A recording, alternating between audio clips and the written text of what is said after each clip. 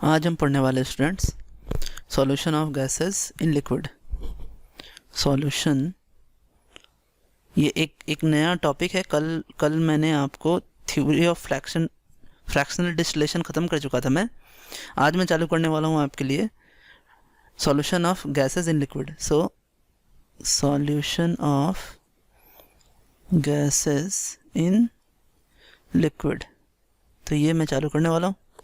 देखिए, solution of gases in liquid को सबसे पहले इंट्रोड्यूस किया था, उसके लिए एक फॉर्मुलेशन इंट्रोड्यूस किया था, वो किया था बुनसेन ने। तो उन्होंने एक टर्म दिया जिसको बोला उन्होंने क्या, एब्जॉर्प्शन कोफिशिएंट। क्या बोला? Absorption coefficient. ये एब्जॉर्प्शन कोफिशिएंट उन्होंने बताया कि ये होता है ए। और ये डिफाइंड कैसे होता है, इसका फॉर्मुलेशन उन्होंने बताया कि change in volume of gas at NTP, change in volume of gas at NTP upon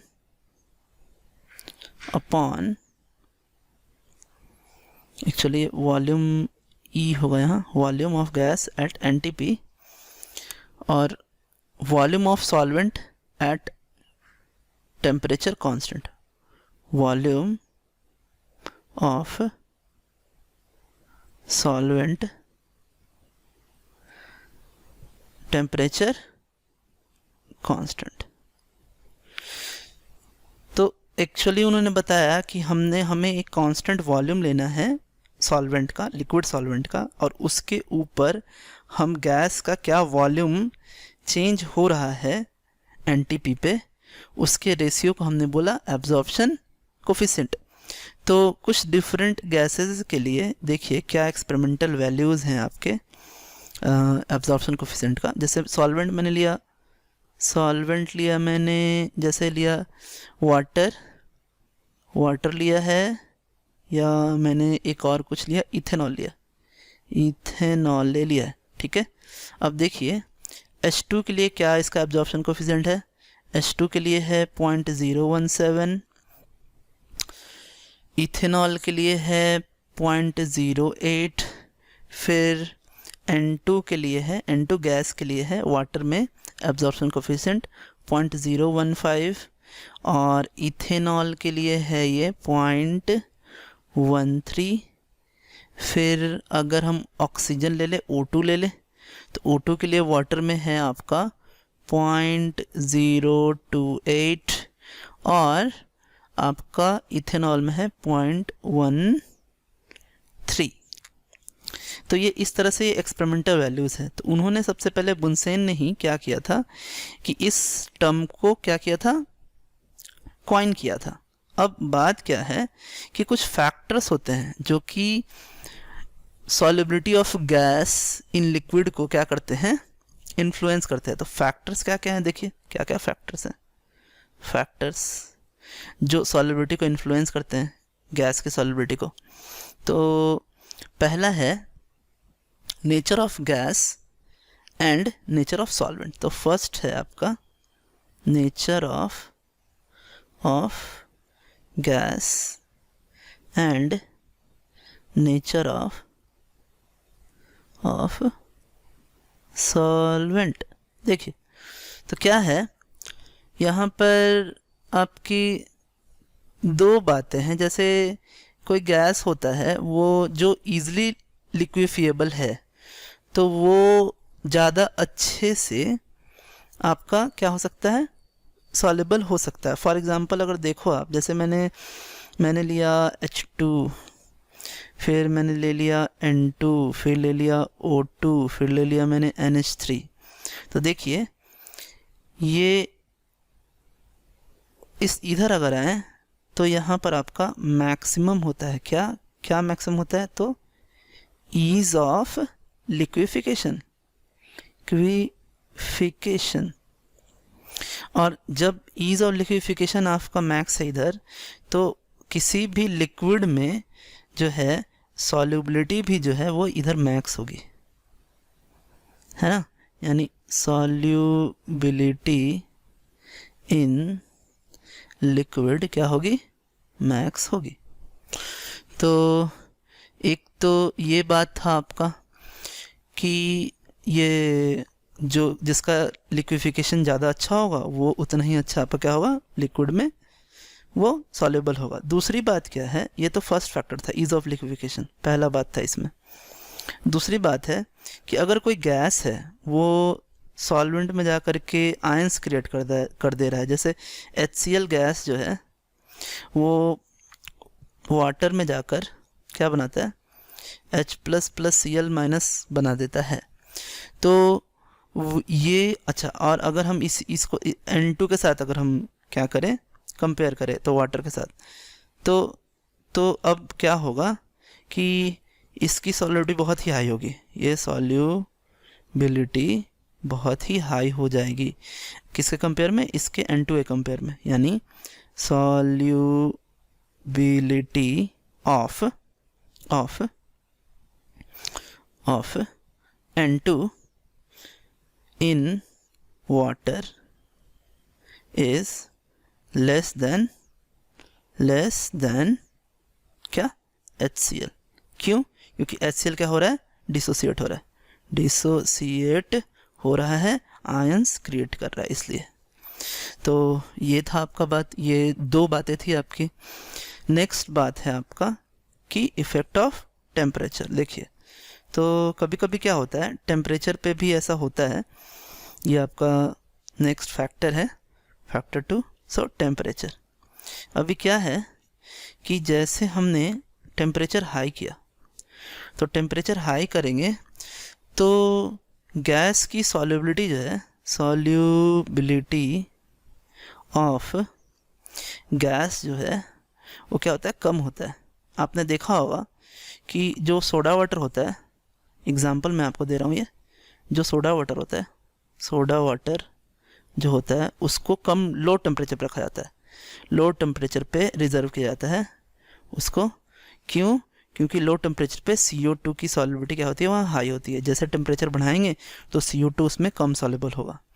तो ये बात अपने को ध्यान देना है कि अगर हम टेम्परेचर बढ़ाएंगे तो आपका जो सॉल्युबिलिटी ऑफ गैस है वो क्या होगा, वो कम हो जाएगा।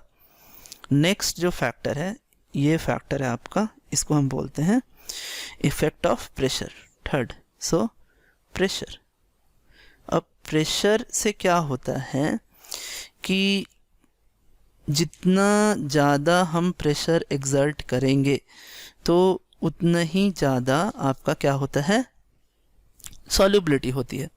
ये एक्चुअली देखिए क्या है, ये जो आपका सॉल्युबिलिटी M है वो डिपेंड करता है प्रेशर पर, और जैसे ये आपका प्रोपोर्शनलिटी साइन हटेगा तो यहाँ हो जाएगा Kp।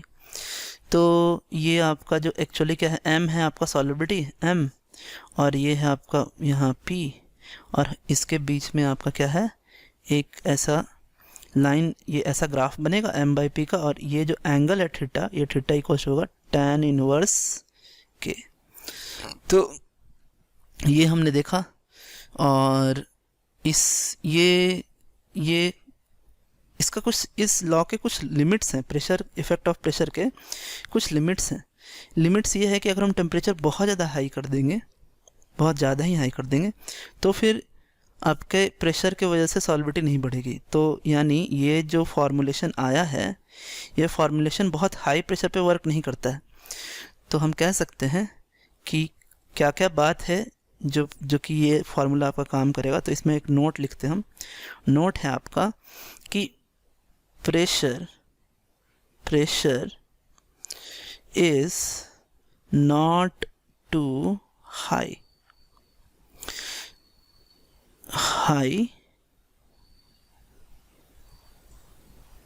यहाँ हाई होगा, ठीक है। दूसरी बात कि टेम्परेचर बहुत ही कम नहीं होना चाहिए। So temperature is not too low. And third बात जो है कि गैस जो है वो डिसोसिएट नहीं होना चाहिए कि gas does not dissociate in solvent. अगर वो डिसोसिएट होगा तो फिर ये फॉर्मूला वर्क नहीं कर पाएगा। तो हम क्या कह सकते हैं, जैसे अगर हमने एग्जाम्पल लिया, देखिए तो कहाँ ये वर्क कर सकता है। अगर हमने HCl प्लस वाटर लिया है और अगर हमने HCl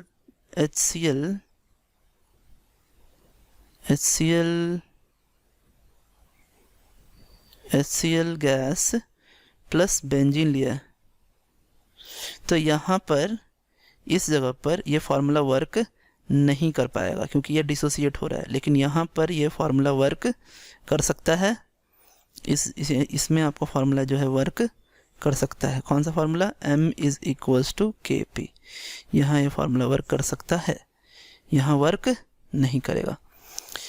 तो एक्चुअली बात क्या था कि ये जो आपका जो फॉर्मूलेशन था, इस फॉर्मूलेशन को हम हेनरी लॉ कांस्टेंट भी बोलते हैं। इन्होंने बोला था कि हेनरी लॉ क्या है, पहले इसे समझते हैं। हेनरी लॉ को देखिए,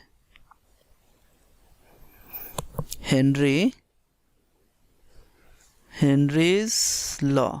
इन्होंने बोला कि अगर हम एक बीकर ले, इसमें ये आपका सॉल्वेंट है, सॉल्वेंट के ऊपर जो आपका गैस है, वो गैस का जो प्रेशर है, इसके ऊपर जो गैस का प्रेशर है, तो वो प्रेशर आपके, वो जो प्रेशर है गैस का प्रेशर, वो डायरेक्टली प्रोपोर्शनल होता है किसके? Solubility of gas in liquid. देखिए फिर से समझिए, इसे मैं अच्छे से लिख देता हूँ आपके लिए। देखिए क्या बात है, आइए मैं इसे लिखता हूँ कि pressure above the surface of the solvent is directly proportional to solubility of gas in the solvent। यही है आपका क्या? Henry's law. तो यानी इसका मतलब जो प्रेशर है आपका गैस का, यानी P is directly proportional to X, और X है आपका मोल फ्रैक्शन ऑफ गैस। इस x को ऐसे लिखते हैं तो ज़्यादा बेटर आपको समझ में आएगा, ऐसा लिखते हैं। ये देखिए, तो x ऑफ गैस। तो अगर हमने क्या किया कि प्रोपोर्शनलिटी साइन हटाया, तो प्रोपोर्शनलिटी साइन हटा के क्या आएगा? ये P is equals to KX। तो ये आपका हेनरी लॉ है। तो स्टूडेंट्स, हम नेक्स्ट क्लास में हम इसी के आगे हम जो है इसका एक हम एनालॉजी भी देखेंगे कि ये कैसे रॉल्ट लॉ को से रिलेट करता है। तो आज के लिए इतना ही। Thanks, have a nice day.